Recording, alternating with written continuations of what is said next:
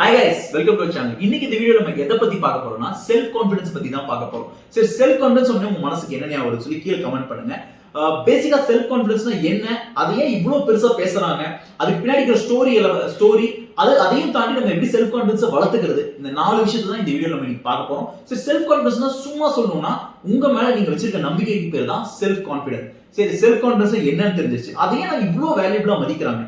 இன்னும் சிம்பிளா ஒரு எக்ஸாம்பிள் சொல்றேன். அதாவது உலகத்துக்கு எந்த ஃபீல்டு வேணா எடுத்துக்கோங்க, ஒரு டாக்டர், இன்ஜினியர், வக்கீல், யாரை வேணா எடுத்துக்கோங்க. அந்த ஃபீல்டு இருக்கிற டாப் 1% ஆஃப் பீப்புள் வந்து எப்படி இருப்பாங்கன்னா, இருக்கிறதுலே அதிகமா செல்ஃப் கான்ஃபிடன்ஸ் இருக்கிற பீப்புளா தான் இருப்பாங்க. அவங்க எல்லாருமே இந்த செல்ஃப் கான்ஃபிடன்ஸ்ல ஒரு மிகப்பெரிய மாஸ்டர்ஸா தான் இருப்பாங்க. சரி, தல தோனி செல்ஃப் கான்ஃபிடன்ஸ் பத்தி என்ன சொல்றாருன்னா, the confident guy is much better than the talented guy. அதாவது ஒருத்தருக்கு திறமை இருக்கு, கிரிக்கெட்ல வந்து சூப்பரா ஆடக்கூடிய திறமை இருக்குன்னு வச்சுக்கோ, அவனை காட்டிலும் அதாவது திறமையே இல்ல, ஒரு ஆவரேஜ் பிளேயர் தான், பட் ஆனா இவங்க ரொம்ப கான்பிடென்ட்டா இருக்காங்க போது இவனை தான் தோனி ப்ரிஃபர் பண்ணுவாராம்.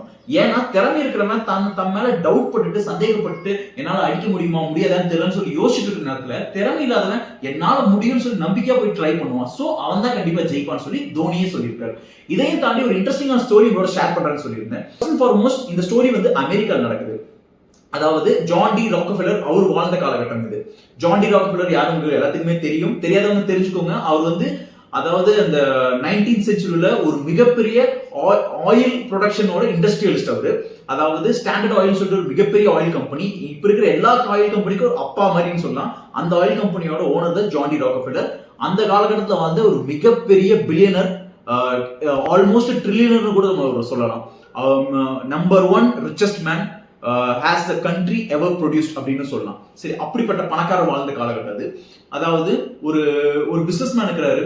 அவர் இந்த பிசினஸ் வந்து அவர் ஒழுங்காவே பண்ண முடியல. ஆனா அந்த பிசினஸ் ப்ராஃபிட்டபிளான பிசினஸ் தான், பட் ஆனா அவரோட டைம் கொஞ்சம் சரியில்லை. ஒழுங்கா சேல்ஸ் பண்ண முடியல, ஒழுங்கா பீப்புளை மேனேஜ் பண்ண முடியல, கான்ஃபிடன்ஸ்லயே ரொம்ப டவுனா டிமோட்டிவேட்டடா ஃபீல் பண்றாரு. அவரால் எதுவுமே ஒழுங்கா பண்ண முடியல. கடன் வேற தலைக்கு மேல அத்தனை கடன் வாங்கி வச்சுட்டாரு. இப்போ இவர் வந்து சோகமா ஒரு பிரிட்ஜ்ல அந்த ஒரு பார்க் ஏரியா கிட்ட நின்றுட்டு இருக்கிறாரு. அந்த பார்க் ஏரியால இருக்கிற பிரிட்ஜில் இருந்து கீழே தண்ணியை பார்த்துட்டு ஃபீல் பண்ணிட்டு கண்ணில் தண்ணி வழியாத குறையா அவர் ஃபீல் பண்ணிட்டு இருக்காரு. அப்ப அந்த பக்கம் வந்து ஒரு ஓல்டு மேன் வராரு. பார்த்துட்டு என்னப்பாச்சு, ஏன் இந்த மாதிரி அழுதுட்டு இருக்கிறேன்னு கேட்கும்போது, இல்ல சார், நான் பிசினஸ் பண்ணேன், என்னால ஒழுங்கா எதுவுமே பண்ண முடியல, என் சேல்ஸும் வந்து ரொம்ப க்ரோ ஆக மாட்டேங்குது, என்னால ஒரு கான்ஃபிடென்ட்டாவே அவங்களோட பேச முடியல, என் வாழ்க்கையே ரொம்ப ஒரு சேடான ஃபேஸ்ல போயிட்டு இருக்கு அப்படிங்கிற. அந்த ஓல்டு மேன் என்ன சொல்றாருன்னா, உனக்கு எவ்வளவு கடன் இருக்கு அப்படிங்கும்போது, எனக்கு வந்து ஒரு $1 லட்சம் கடன் இருக்கு சார் அப்படிங்கிறாரு. இவர் என்ன பண்றாருன்னா, ஒரு செக் புக் எடுக்கிறாரு, என்னமோ எழுதுறாரு, இந்த செக்கை வச்சுக்கோ, முடிஞ்ச வரைக்கும் ப்ராப்ளம் சால்வ் பண்ணுன்னு சொல்லிட்டு போயிடுறாரு. இவர் இந்த ஓல்டு மேன் தானே, இவன் ஏதோ சும்மா சொல்லிட்டு போறான்னு சொல்லிட்டு அவர் செக்கை வாங்கி பேக்கெட்டுக்குள்ள வச்சு, சரி சார் தேங்க்யூ சார் சும்மா சொல்லிட்டு போயிட்டாரு. ஏன்னா அந்த ஓல்டு மேன் பார்க்கவே ட்ரெஸ் எல்லாம் வந்து ஒரு கந்தலான ட்ரெஸ் மாதிரி தான் போட்டுருக்காரு. இந்த ஆள்கிட்ட என்ன இருக்கு போன்னு சொல்லிட்டு அந்த செக்கை வாங்கி உள்ள வச்சுட்டு போயிட்டாரு. இப்போ அந்த செக் எடுத்துட்டு அவர் வீட்டுக்கு போறாரு. வீட்டுக்கு போயிட்டு அந்த கோட்டை கழட்டி வைப்பாங்க அமெரிக்கால. அந்த கோட்டை கழட்டி வைக்கும்போது அந்த செக் தெரிஞ்சிருக்கு. எடுத்து பார்க்கும்போது தான் $5 லட்சம் அதுல போட்டிருக்கு. அவர் கேட்டது $1 லட்சம், கொடுத்தது $5 லட்சம். கீழே பேரை பார்க்கும்போது ரொம்ப ஷாக். என்னடான்னு பார்த்தா ஜான் டி ராக்கஃபெல்லர், அமெரிக்காவோட ரிச்சஸ்ட் மேன். அந்த காலகட்டத்தில் வாழ்ந்த அவரோட பேர் இருக்கு ஜான் டி ராக்கஃபெல்லர்.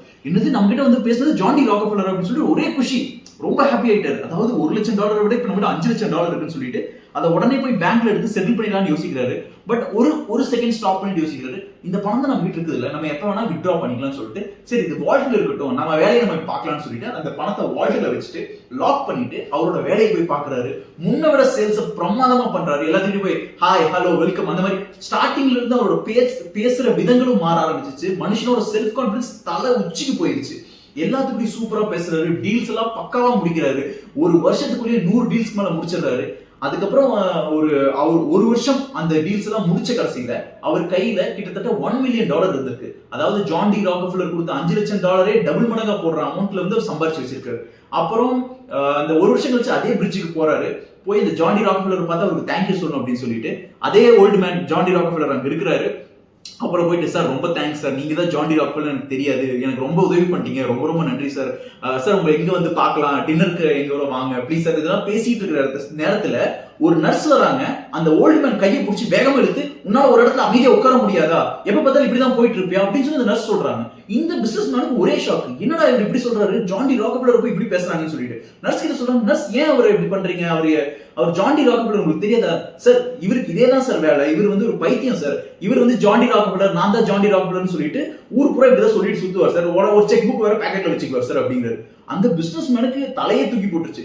இவர் கொடுத்த அந்த $5 லட்சம் இருக்குங்கிற நம்பிக்கையில தானே நான் போய் இத்தனை பிசினஸ் பண்ணினேன், $1 மில்லியன் அளவுக்கு சம்பாதிச்சு வச்சிருந்தேன், இவர் ஒரு பைத்தியக்காரர் அப்படின்னு சொல்லி அவர் ஷாக். பட் கொஞ்ச நேரம் கழிச்சு தான் நமக்கு இந்த ஸ்டோரியில இருந்து புரிய வருது என்னன்னா, அந்த பிசினஸ் மேன் கொடுத்த அந்த $5 லட்சம் வந்து ஒரு ஃபேக்கான செக் தான். பட் ஆனா அது கொடுத்த ஒரு செல்ஃப் கான்பிடன்ஸ் தான் அவர் வந்து இவ்வளவு தூரம் தூக்கிட்டு போயிருக்கு. So as a human being நம்ம எல்லாத்துக்குள்ளயுமே வந்து செல்ஃப் கான்பிடன்ஸ் வந்து இருக்குது. பட் ஆனா நம்ம யாருமே அதை வந்து யூட்டிலைஸ் பண்ணிக்கிறது இல்ல. அந்த ஃபேக்கான செக் மாதிரி நீங்களும் உங்களுக்குள்ள ஒரு ஃபேக்கான கான்பிடன்ஸ் ஃபர்ஸ்ட் நீங்க உருவாக்குங்க. எனக்கு பின்னாடி இப்ப நான் இந்த யூடியூப் வீடியோ பேசுறேன்னா எனக்கு ஒரு 10 மில்லியன் சப்ஸ்கிரைபர் இருக்காங்கன்னு சொல்லி நான் ஒரு ஃபேக்கான மோட்டிவேஷனை உருவாக்கி தான் நான் பேச முடியும். அப்பதான் என்னோட கான்ஃபிடன்ஸ் செல்ஃப் கான்ஃபிடன்ஸ் லெவல் நான் இன்க்ரீஸ் பண்ணி முடியும். இல்லப்பா எனக்கு வந்து இவ்வளவுதான் இருக்காங்க, இவ்வளவு பேர் தான் பாக்குறாங்க, நோ என்ன வந்து இத்தனை பேர் பாக்குறாங்க, அது அங்க என்னவா வேணா இருக்கலாம். பட் ஒரு ஃபேக்கான மோட்டிவேஷன் நம்ம இனிஷியலா கிரியேட் பண்ணி நம்ம லைஃப் ஃபர்ஸ்ட் நம்ம ஸ்டார்டிங் கொடுக்குறது வந்து எந்த வகையிலுமே தப்பு இல்லை.